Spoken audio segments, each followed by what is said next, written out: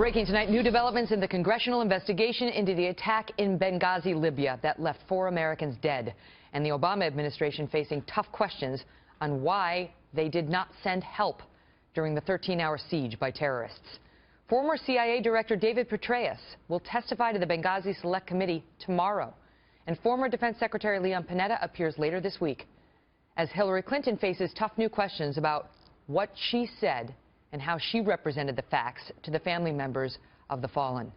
As the bodies arrived back in the United States days after the attack, those families claim she blamed the attack on a video critical of Islam, which an email she sent just a day or two earlier says she knew was not the case. Mrs. Clinton says it was the fog of war that led to the confusion. And last night, we interviewed the real-life heroes whose story will be told in the upcoming film 13 Hours. They choose to believe the families. The video. It was all about a video. And we've heard the families say that, and that's how we kicked off the segment, that Hillary Clinton, according to the family members, looked at them at Dover Air Force Base when the bodies came back in the caskets and said, we're going to get the guy who made that video. And now when asked who's lying, you or the families, she says, well, it's not me. And of course, she's talking about Glenn's family. She's talking about Tyrone's family. She's talking about Sean's family. You know, I know Pat Smith. I know Katie Quigley, Glenn's sister. I know, you know, we know Ty's mom. We know what they told us was said, and I do know them very well. And Katie's been on the news quite a bit, telling you what she was told, and I know that they were told it was video because that's what they told me. Well, and I believe Pat. I believe Katie. I believe Charles Woods. I mean, who would have a reason to lie? Why? Their loved ones just died. Simple. Exactly. They have no reason to tell anything but the truth. Brit Hume is Fox News' senior political analyst. He joins me now. Brit, good to see you. And Oz, on the left, he puts it very well. I mean, it's very simple. These military guys have a way of cutting right through all the bull. Who has the motive to mislead?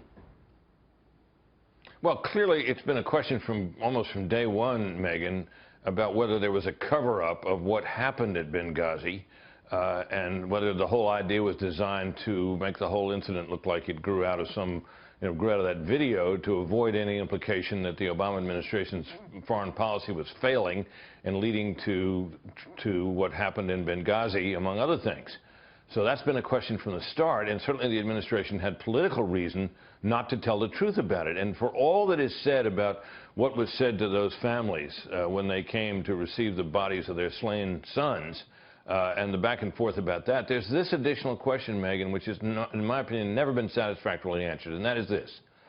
5 days after this attack, which we now know that on the night of which Hillary Clinton said to the Egyptian foreign minister was not caused by the video and was in fact a terrorist attack. She said something basically the same to her daughter in an email the next day. We know it's not the video, she said. We know it.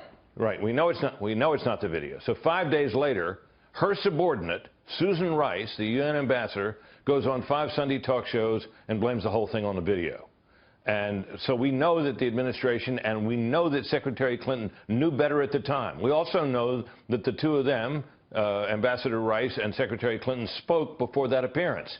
So that, to me, did she ever come out after that Sunday show appearance, 5 appearances, and explain, well, now we know better? No, she never did. She never did anything to correct that record. You tell me, because I think people get confused about, there's so much about Benghazi, this person said that person.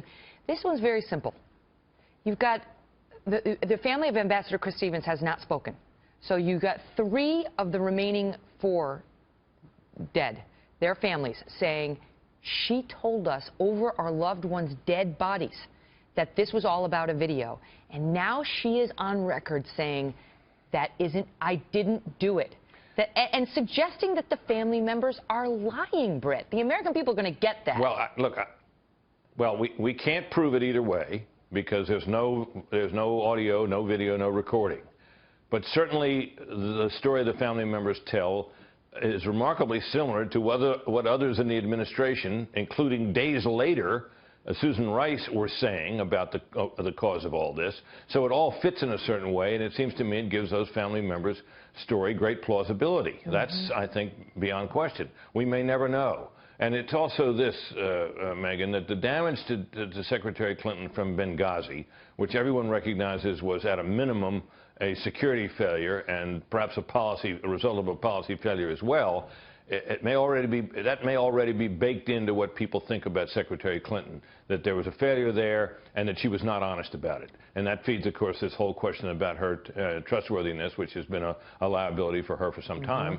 What we don't know is whether this issue will assert itself further as we get, closer to the voting. I'll tell you what, later this year. You see that movie 13 Hours, which we were privileged to be shown yesterday here, some of our Kelly File staff, and you don't see how, I don't see how it could not come up. It is a gripping, chilling tale of what those soldiers went through and State Department personnel under her watch. And it's impossible to escape without asking more questions about why more wasn't done to support these guys and these Americans. That movie may well sharpen the issue and renew it. But our experience with this issue, Megan, that we've seen through the years is these questions about Benghazi do not arise by themselves. That the rest of the media, by and large, has chosen to ignore this story and play it down. And this isn't going to happen automatically. The candidates who are running against Hillary Clinton, or the candidate who eventually runs against her, may have to be the one that raises this to get this issue the kind of attention that some think it deserves. Pastel Brit, always a pleasure. Thank you. Thanks, Megan.